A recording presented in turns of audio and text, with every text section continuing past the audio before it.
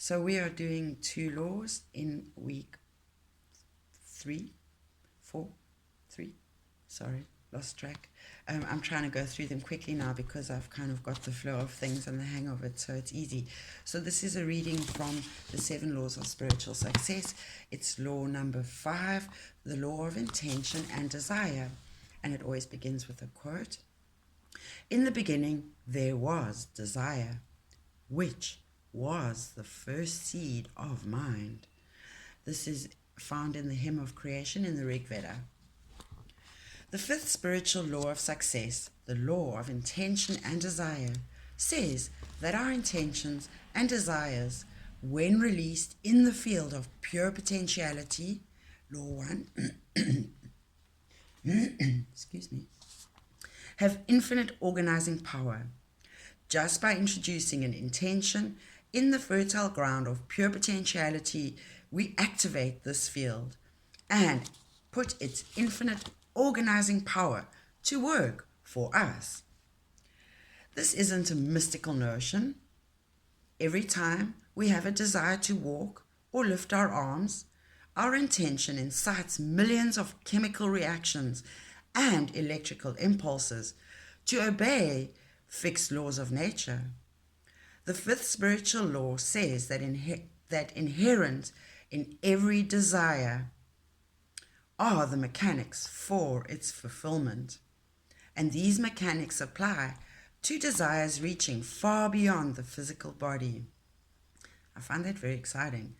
So you are driven by a desire, a wish, a hope, a dream, and it's kind of like the cycle's already completed as you begin it.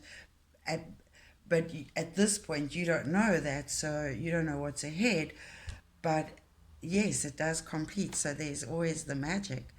Sure, wow, it was a really moment of epiphany for me, insight. Energy and information exist everywhere in nature. At the level of pure consciousness, there is nothing other than energy and information. This means there are no well-defined edges between our physical body and our extended body, the aura, which is your connection with the universe. We can consciously change the energy and information of our own body. I find that very exciting.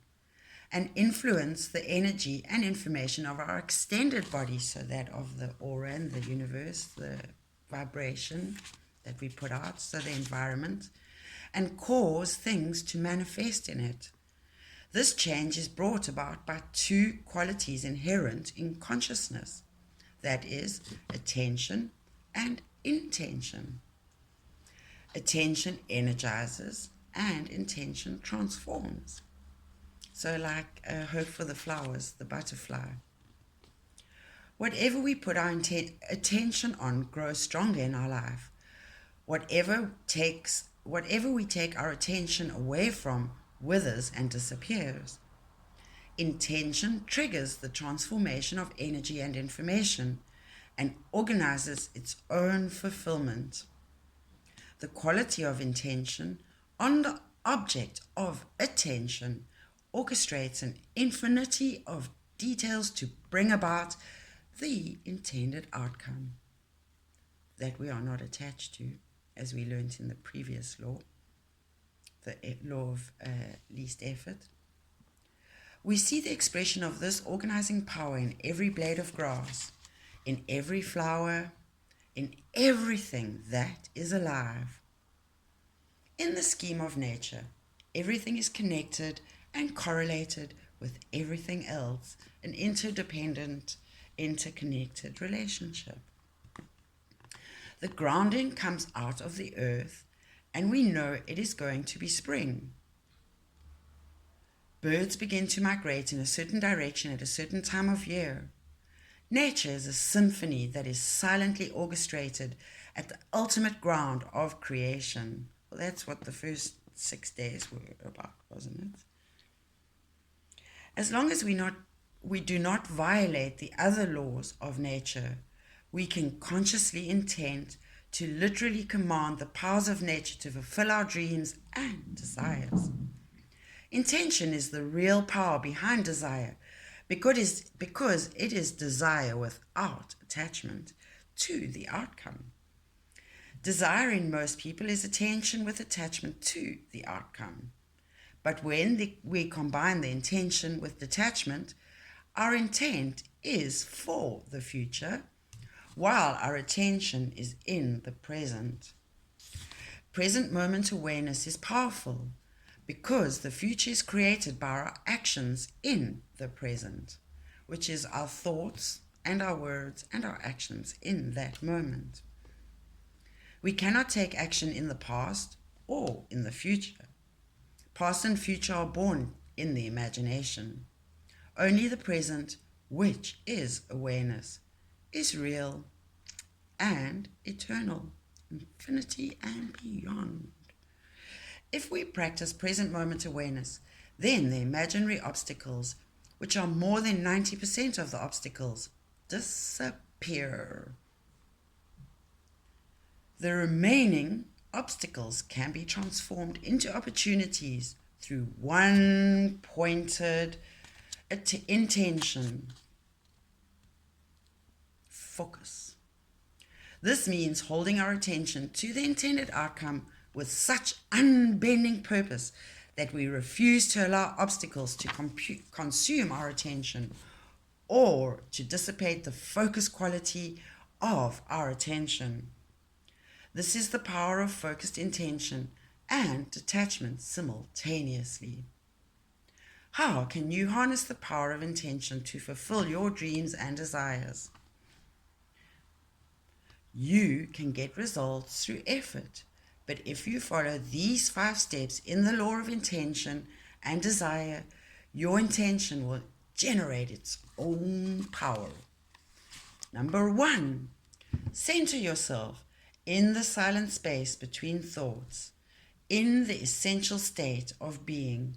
And that when you do the distance healing sessions with me and use the breathing technique I recommend, it's that pause, that 7-moment pause, which is quite interesting because I'm just referred to 6 days of creation.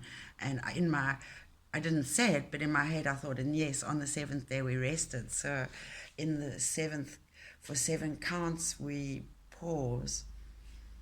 And that's where you will find your being. So number 2, release your intentions and desires with the expectation that they will bloom when the season is right. And I've been talking about that in the card readings recently, about reaping your harvest and reaping what you sow, and being aware of being as a seed of potentiality, where you are allowing yourself to be planted, and yes, being in control of that. Week 1, check it out.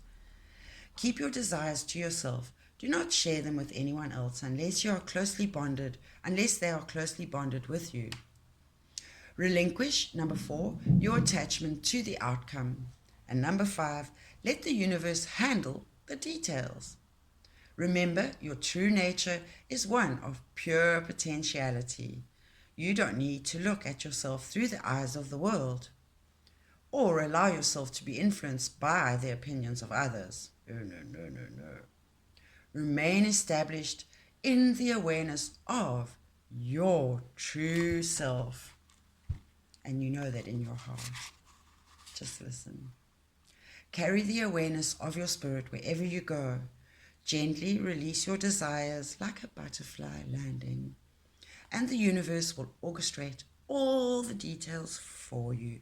So it's almost like you just have to worry about playing your instrument to absolute perfection and maintaining your instrument, whatever it is, because we all have a different instrument and they all have a different sound and a different way of being played, and the magic being released from them together with the universe.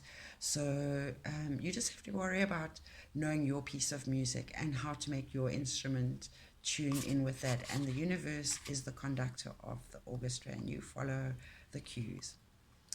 To experience the law of intention and desire, make a list of your intentions and desires, and look at this list before you go into the silence, before you go to sleep at night, And when you wake up in the morning, it would be your factor for contemplation. And I was told in this about making this list, it would be the same as making that shopping list of what you need. So when you're going to the store of solitude and silence, it's like you know what you need to get. So you make your time there more effective. So cute. Number 2, release your desires to the field of pure potentiality, trusting it to handle all the details for you. It's a bit like a concierge service. Thank you. I'll take that. Know that when things don't seem to go your way, there is a reason. Number 3, practice present moment awareness in all your actions. Refuse to allow obstacles to consume your attention in the present moment. And this, it allows you to amor fati, to accept your fate and go with the flow. And again, thank you for following me on this journey. I know we've been through some rough times, and I've certainly gained much comfort and learned some lessons, and I can feel the pace picking up in life, the heaviness lifting, and it's kind of strange because it's almost like, and I'm feeling the need to rush and get this completed because there's going to be a distraction, and yes, like again another crisis or something major, and of seismic proportions I'm hearing and seeing, like major catastrophe as in a volcano or something like that, an earthquake, major earthquake. Anyway, so it's like we're being stabilized and fortified actually in order to get through that, and we will power through that because we simply will, because we can and we must. And yes, it will be of a human crisis nature, but like Lebanon, again, we're being pulled into our hearts and being reminded that Corona was, it took all the superficial stuff away, and we're being reminded of the element and the essentialness of human beings and the heart. Every human being has a heart, regardless of how they look on the outside. They are another you. So with that, I recognize the divine in you as you recognize the divine in me. Namaste. And I recognize you as another me, and I am another you in Lakesh.